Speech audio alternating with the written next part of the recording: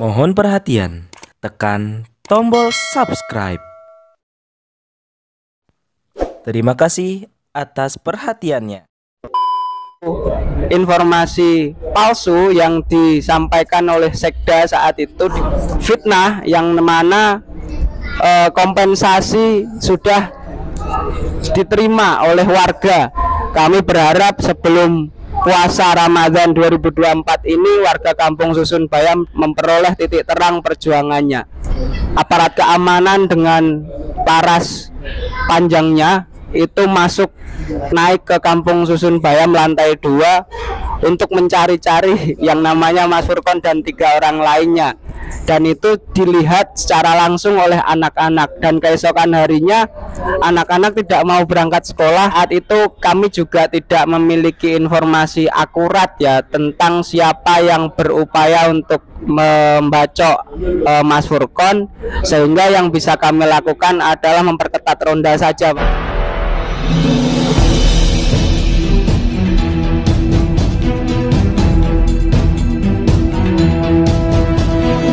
Saya Yani Muhammad, driver online Depok.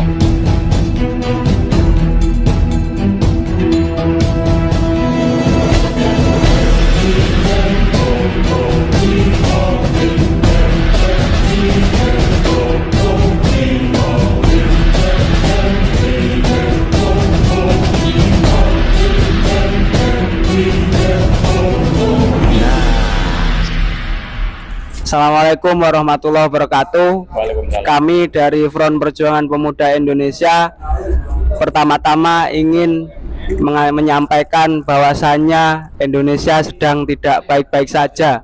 Salah satu yang nampak adalah nasib warga Kampung Bayam yang saat ini memperjuangkan haknya untuk memperoleh secara sah tinggal di Kampung Susun Bayam. Nah, kami hadir di sini sebagai bentuk panggilan solidaritas kami sebagai pergerakan pemuda agar turut serta dalam memperjuangkan warga Kampung Bayam memperoleh hak tinggal secara sah di Kampung Susun Bayam, yang sampai saat ini sayangnya Pemprov DKI Jakarta maupun PT Jakpro masih belum memberikan kunci dan hak secara sah bagi warga untuk tinggal di Kampung Susun Bayam. Kami sebagai Front Perjuangan Pemuda Indonesia memiliki pernyataan sikap terkait Kampung Susun Bayam yang sampai hari ini masih penuh polemik, sehingga warga yang menetap di Kampung Susun Bayam tinggal di sini tanpa adanya listrik dan air. Berikut pernyataan sikap kami yang akan disampaikan oleh salah satu perwakilan kami. Di sebelah kanan saya, Zahratun Nuraini yang merupakan Biro Tani Pimpinan Nasional Front Perjuangan Pemuda Indonesia.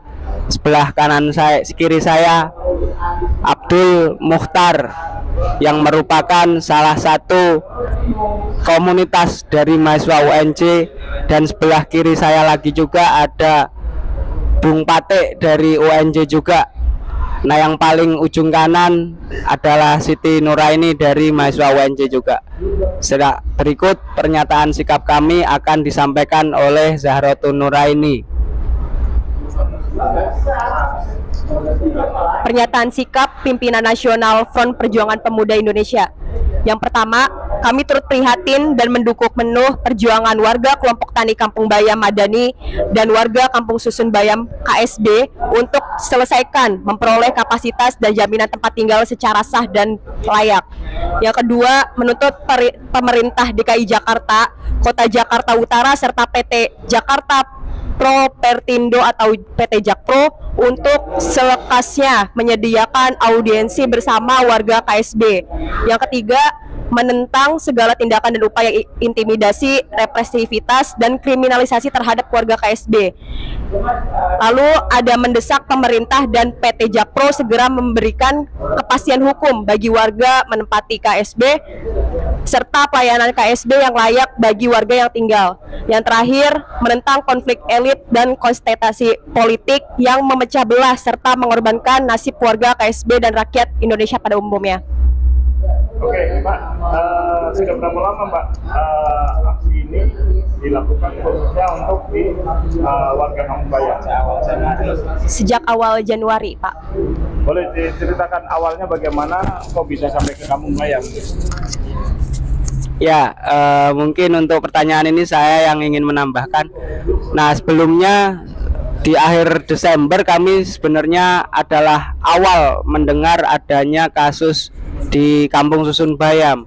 Namun kami coba identifikasi terlebih dulu di internal kami, dan ternyata dalam perjalanan identifikasi malah justru menemukan adanya upaya kriminalisasi dari PT Jakpro terhadap 4 orang warga Kampung Susun Bayam.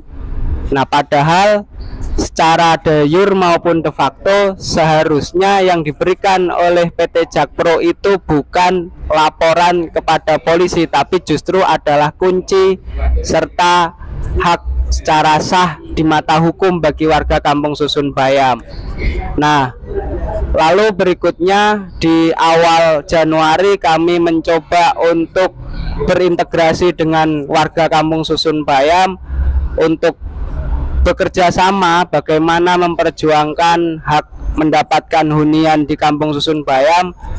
Salah satunya adalah dengan menentang hoax ataupun informasi palsu yang sampai hari ini masih terus-terusan digencarkan untuk melemahkan perjuangan warga Kampung Susun Bayam. Gitu, Pak. Konkretnya untuk melawan hoax itu apa yang dilakukan kalian? Salah satu yang kami lakukan untuk melawan hoax dan informasi palsu untuk melemahkan warga adalah kami membuat narasi tandingan, menyampaikan data fakta yang memang dapat kami pertanggungjawabkan bersama-sama, yang memang sampai saat ini masih ditutup-tutupi baik oleh Pemprov DKI Jakarta sendiri ataupun PT Jakarta Propertindo. Oke, sejauh mana efektivitas dari perjuangan melawan hoax tadi? Kayak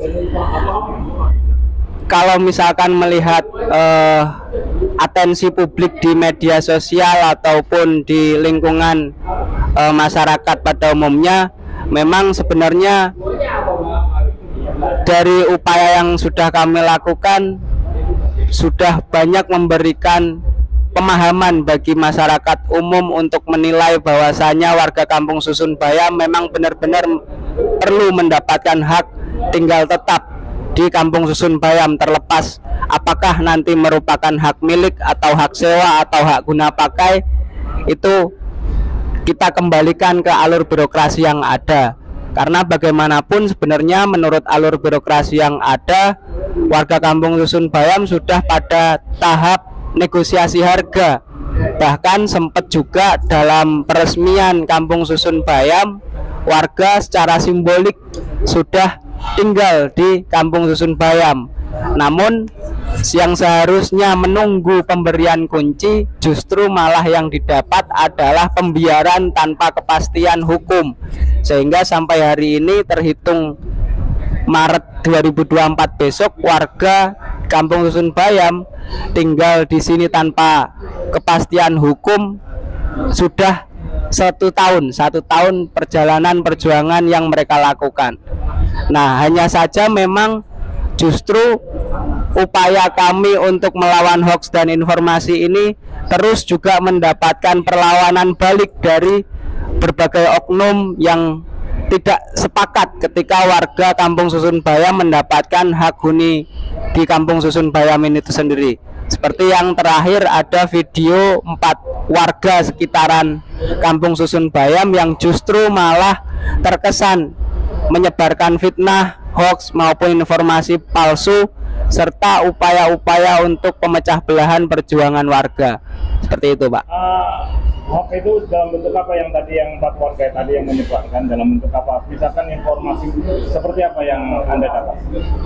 Ya, yang pertama, sebelum adanya video itu ada satu informasi palsu yang disampaikan oleh Sekda saat itu, di mana Mas Furkon selaku ketua warga kelompok Tani Kampung Bayam Madani disampaikan oleh Sekda memiliki 1 unit rumah dan juga 2 unit mobil mewah. Padahal kalau misalkan kita cross check ulang, Mas Furkon memang sejak kecilnya sudah tinggal di Kampung Susun Bayam dan tidak memiliki rumah lain selain di Kampung Susun Bayam.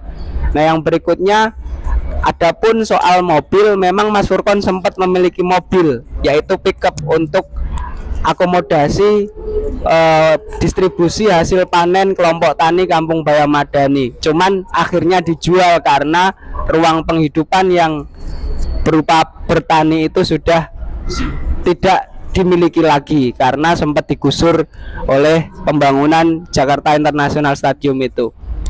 Yang berikutnya, yang di video terakhir kemarin 2 hari lalu itu, informasi palsu yang kami terima adalah terkait misalnya Furkon mengambil keuntungan dari polemik Kampung Susun Bayam ini dengan dia mencari ormas ataupun LSM yang mendukungnya untuk dimanfaatkan demi kepentingan pribadinya. Padahal kami termasuk juga IRES sebagai salah satu organisasi maupun LSM yang mendukung perjuangan warga Kampung Bayam itu semata-mata tulus dan juga merupakan panggilan solidaritas kami sebagai organisasi pergerakan, dan kami tidak pernah merasa bahwasanya Mas Furkon mengambil keuntungan dari kehadiran kami. Yang terakhir, ada tudingan fitnah yang mana kompensasi sudah diterima oleh warga, padahal yang pernah diterima oleh warga kelompok tani Kampung Bayam Madani itu adalah uang kerohiman 47,5 juta, dan itu ada secara tertulis secara terang-terangan diperuntukkan untuk membangun hunian sementara di Marunda, lahan yang disediakan oleh Pemprov. Nah, untuk uang kompensasi warga sepeser pun tidak pernah menerima. Bahkan yang seharusnya uang ganti pembangunan fasum hasil swadaya pembangunan warga tidak pernah warga terima. Tapi oleh video kemarin itu disampaikan bahwasanya warga sudah menerima itu, padahal tidak. Gitu, Pak. Oke, bentuk perlawanan selain mengkanter berita hoax, bentuk perlawanan atau bentuk somasi ada nggak kira-kira yang dari kelompok Anda? Oh ya. Nah, beberapa waktu terakhir kami coba membentuk tawaran gitu ya dengan Mas Furkon selaku ketua paguyuban serta tim lain baik IRES ataupun kuasa hukum yang merencanakan sebuah upaya perjuangan lanjutan, baik itu berupa audiensi ataupun kedepannya kita akan mengambil jalur gugatan hukum. Namun untuk waktu-waktunya kami belum bisa pastikan dan informasikan kepada halayak umum kapan kami akan melakukan itu semua. Yang jelas insya Allah sebelum puasa ini kami akan usahakan perjuangan warga Kampung Bayam ini bisa mendapat titik terang, karena sudah 1 tahun perjuangan tentu akan mempengaruhi penghidupan ataupun nasib warga Kampung Susun Bayam, terlebih banyak juga anak-anak yang masih perlu kehidupan yang nyaman untuk belajar, kehidupan yang sehat untuk meniti masa depan, sehingga kami berharap sebelum puasa Ramadan 2024 ini warga Kampung Susun Bayam memperoleh titik terang perjuangannya. Oke, Anda sampai menginap di sini atau enggak? Iya, beberapa waktu lalu kami sempat menginap di Kampung Susun Bayam agar kami memperoleh informasi secara langsung dan juga mendapatkan perkembangan dinamika perjuangan warga di Kampung Susun Bayam, karena memang beberapa waktu lalu warga Kampung Susun Bayam sempat diintimidasi, bahkan juga anak-anak sampai trauma akan kehadiran aparat keamanan, padahal itu merupakan satpam gitu ya. Anak-anak sempat ketakutan tidak mau berangkat sekolah karena di depan JIS ada orang yang berseragam mirip aparat keamanan. Itu bagi kami penting untuk kami sikapi lebih lanjut dengan nginep. Harapannya dengan nginep kami bisa menyempatkan diri untuk trauma healing kepada anak-anak khususnya, seperti itu. Lebih konkretnya bentuk intimidasi ya tadi seperti apa? Nah, seperti yang mungkin pernah juga disampaikan oleh Mas Furkon, sempat jam 9 malam begitu ya, aparat keamanan dengan paras panjangnya itu masuk naik ke Kampung Susun Bayam lantai 2 untuk mencari-cari yang namanya Mas Furkon dan 3 orang lainnya, dan itu dilihat secara langsung oleh anak-anak. Dan keesokan harinya anak-anak tidak mau berangkat sekolah karena di depan ada satpam yang menggunakan seragam mirip polisi gitu, Pak. Oke, terus Anda sendiri sebagai pendamping, apakah juga mendapat intimidasi selain di sini atau di luaran atau teman-teman Anda? Beberapa kali sih sebenarnya kami juga mendapatkan pelarangan untuk masuk ke Kampung Susun Bayam, Pak. Termasuk teman-teman yang barusan bergabung untuk ikutan nginep ataupun ikutan integrasi ke Kampung Susun Bayam sempat dilarang. Tapi kami coba koordinasi dengan warga, sempat negosiasi ngotot-ngototan juga dengan para pengaman di JIS. Akhirnya kami juga diperbolehkan masuk seperti itu. Berarti ya, nantinya akan ada ronda setiap hari di sini untuk perwakilan. Ya, memang salah satu program rutin yang kami sepakati bersama dengan warga adalah rutin untuk bikin ronda malam. Bahkan termasuk kawan sebelah kiri saya ini juga sempat ronda sampai jam 11 malam karena Mas Furkon pernah juga mendapatkan upaya untuk tindak kekerasan karena hampir disabet dengan alat sajam, Pak. Terus bagaimana tindakan Anda? Apakah waktu itu Anda ada di sini atau hanya mendengar? Kalau secara pribadi saya saat itu tidak berada di sini, tapi teman-teman yang saat itu nginep langsung mendapatkan informasi itu dari Mas Furkon dan juga warga lainnya bahwa ketika Mas Furkon pulang dari mengambil air bantuan dari Pak Anies, ternyata Mas Furkon malah hampir dibacok dari pinggir mobilnya, seperti itu. Sikap Anda waktu itu bagaimana? Atau teman-teman Anda bersikap seperti apa? Oh, ya karena saat itu kami juga tidak memiliki informasi akurat ya tentang siapa yang berupaya untuk membacok Mas Furkon, sehingga yang bisa kami lakukan adalah memperketat ronda saja, Pak. Karena saat itu juga kita tidak punya data lengkap mengenai misalnya plat nomor kendaraan ataupun wajah pelaku, sehingga kami tidak berani juga mengatakan itu ada kaitannya dengan JIS, seperti itu, Pak. Oke, ada tambahan? Nah, yang jelas kami berharap bahwasannya mendapatkan hak hunian tinggal dan mempertahankan ruang hidup dan penghidupan itu dijamin oleh perundang-undangan, sehingga kami mengharap PT Jakarta Propertindo maupun pemerintah Provinsi DKI Jakarta untuk segera menyediakan audiensi untuk duduk bersama dengan warga supaya hal-hal yang belum selesai terkait polemik Kampung Susun Bayam ini dapat segera terselesaikan. Karena bagaimanapun kontestasi politik ataupun kemudian program pembangunan di JIS tidak boleh melanggar hak asasi manusia, juga tidak boleh mengabaikan nasib warga Kampung Susun Bayam. Itu saja, Pak.